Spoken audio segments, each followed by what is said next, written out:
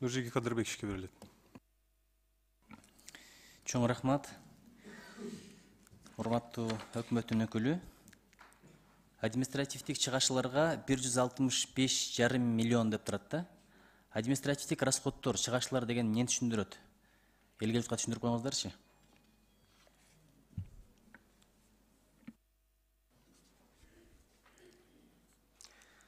Административные расходы, туда входят покупка основных средств, заработные платы, прочие расходы, представительские расходы, то есть все, что связано с прочими расходами, не связанными непосредственно с работой по проектам. Шыгылып, командировка, канцелярия, Все кагаз расходы, иштери, полностью все расходы. айлык акылар. Административные расходы туда входят полностью. Если будет необходимость, я могу предоставить детализацию. Макул эми, азыр бул жерде азыр эле биринчи жыл айтылып кетти. Airways турат, Алай Текс турат, Алай Барстары, Көк Алма, анан BK Medic Care. Буларга ошончо каражатты бердиңер, бирок кандай шартта кайтарып берет алар? Кандай шартта берип атасыңар? Качан кайтарып берет? Кандай үстөгү менен кайтарып берет? Ушул мамлекеттин карызын төлөгөндөгү булардын үлүшү канчалык болот ушул? ОСОлорбу, башка субъектлердин? Все эти проекты проходят, ну, изначально они приходят с каким-то заявлением или на рассмотрение своих представителей. Мы этот проект рассматриваем со всех сторон, то есть они формируют бизнес-план, ТО, ПО. На основании этого мы уже запускаем весь проект. Когда проект начинает работать, мы каждый месяц, каждые 2 месяца создаем комиссию, которая на месте уже изучает работу самого предприятия, как идет работа, какой сейчас идет этап работы. И последующем мы постоянно его контролируем. Вы, наверное, неправильно поняли. Это не грант, это кредит. Придется возвращать рано или поздно, причем солидные процентные ставки, да? Да. Я говорю, вот эти субъекты, частные субъекты, какая у них доля, либо миссия, либо там обязанность при возврате суммы? Об этом идет речь. Обязательства. Обязательства, то есть они в итоге входят, в основном они все входят в долю либо с живыми деньгами, либо в виде залогового имущества. В итоге, исходя уже от процентов доли, они либо выкупают свою долю, либо как-то по-другому действуют. Мен башында айттым эле да, бюджетти колдоо деп биринчи келген билесиздер. Анан ичип алып, жеп алып, эртең бүрсү күнү эки манжаны таноолорго тыгып алып, жеп алдык, ичип алдык эле, кечирип коюңуздарчы, балына жалдырап барбайлы. Ушундай карыз алгандан кийин өндүрүш объектилерин курсаңар, бирдеки өндүрсөк, ошону сатсак, анан ошонун эсебинен кутула турган болсок, болбосо албай эле койсоңор дегенде, ушундай кылабыз, деталдуу тизмесин беребиз дегенсиздер. Мен азыр бул жерден карап көрдүм, мейли эми көк алмаңар балким айыл чарбасы менен алек болоттур. Airways'иңер эми эл ташуу менен алек болуп, балким бизнесин кеңейтсе ошондон киреше түшөттүр. Алай Текс эмне экенин түшүнгөн деле жокмун, Барстар эмне экенин түшүнгөн деле жокмун. Мындай түшүнүктүү эмес да, жөн гана тизмени берип койгонсуңар. Анан ускоренная урбанизация регионов деп атасыздар. Урбанизация деген айылдарды шаарлаштыруу деген сөз. Эмне шаар курасыңарбы? Буга 272 миллион бөлүнөт экен. Все верно. Это проект, который сейчас на стадии рассмотрения идет, но он в любом случае, я думаю, обязательно будет работать. Ускоренная урбанизация регионов с применением итальянских технологий быстро возводимых зданий и сооружений. Это итальянские технологии по быстрой постройке, быстрой организации каких-либо сооружений. Берекем, жакшы адис келечегиң барда көрүнүп атасың, бирок көрүнүп атасыз. Айтайын дегеним, мына шаарда деле азыр турак жай маселеси толтура да.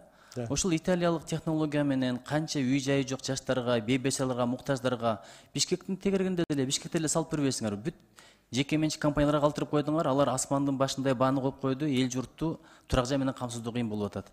Анан ушул эле акчага элдин баарына бат эле италиялык технология менен үй куруп анан киргизип коебуз дегениңер мен түшүнө албай атам. Бул бир, экинчиден кайсыл жерлерге, кайсыл жерлер, локацияларды тактадыңарбы?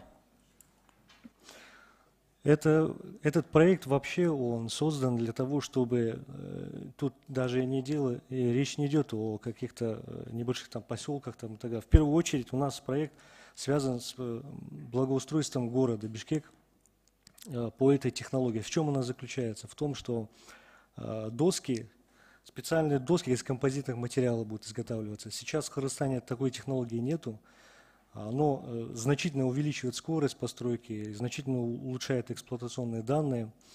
Вот. И в итоге этот проект мы в первую очередь будем внедрять в городе. Исходя уже из этого, после того, как оно будет внедрено в городе, мы будем распространять его уже на другие регионы. По этому проекту у нас есть бизнес-план, есть детализация. Если вам будет необходимо, мы можем вам предоставить.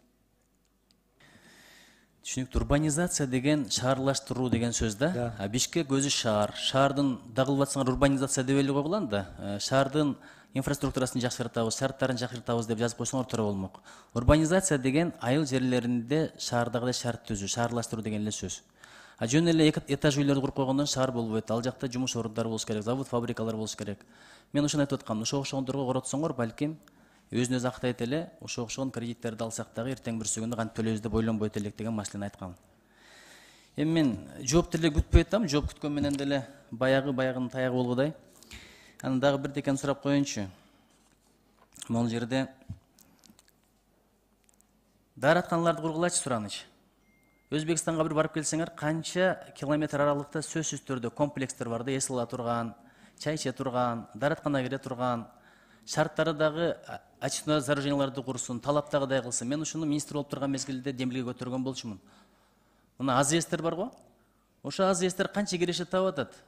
Азыр Казакстанда, Россияда бензин ушунчалык арзандады, бизде такыр эле түшпөй койду. Акчанын алдында калган ушулар бирок айланайын барсаң, же дааратканасы жок. Аны дагы култап койгон, только для сотрудников депчи.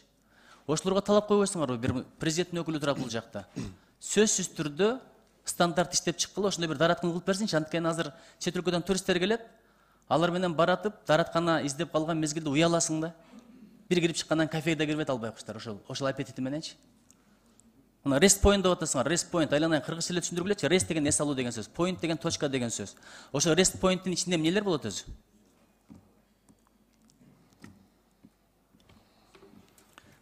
Рест poinттин ичинде мында заправкалар курулуп атпайбы азыр? Жаңы Газпромдун, Ред Петролиум, Бишкек Петролиумдун ошондой сыяктуу, бирок мындай более комфортного типа да. Даараткана, душ болот, туристтерге мындай кофе ичип, ошондой турак жайлар. Мен негизи буга принципиалдуу түрдө каршы болчумун. Бирок мына мык дегениңер мык өндүрөсүңөр да туурабы? Топчу дегениңер топчу өндүрөсүңөр, ошондойбу? Да. Эми аныңарды колдойм, анткени ушу эчтеке өндүрбөгөн мамлекет экенбиз. Жылына 8 миллион долларга топчуларды импорттоп келет экенбиз. 11 миллион долларга мык сатып алат экенбиз. Бул жакта канча темирдин баарын Кытайга айдап апарып тапшырып келип атабыз. Ошондон көрүп биртке фабрика заводдорду куруп, эгер ушуну кыла турган болсоңор, анча-мынча пайдалуу долбоорлор бар экен. Мен принципиалдуу түрдө каршы болчумун, бирок бир шарт менен, бир өтүнүч менен. Кечээ мына казино боюнча мыйзам өтүп кетти. Балким президентибиз кол койбой кайтарып берер. Мейли ошо окшогондорду колдоп берейинчи. Бирок бир сураныч, бир өтүнүч менен ушу казиного кол койбой кайтарып берсе экен. Элдин журттун талабын көрүп атасыздар. А башка жолдорду биз да сунуштайбыз жакында, кириши таба турган адал жолдор менен. Чоң рахмат. Рахмат. Кийинки сөз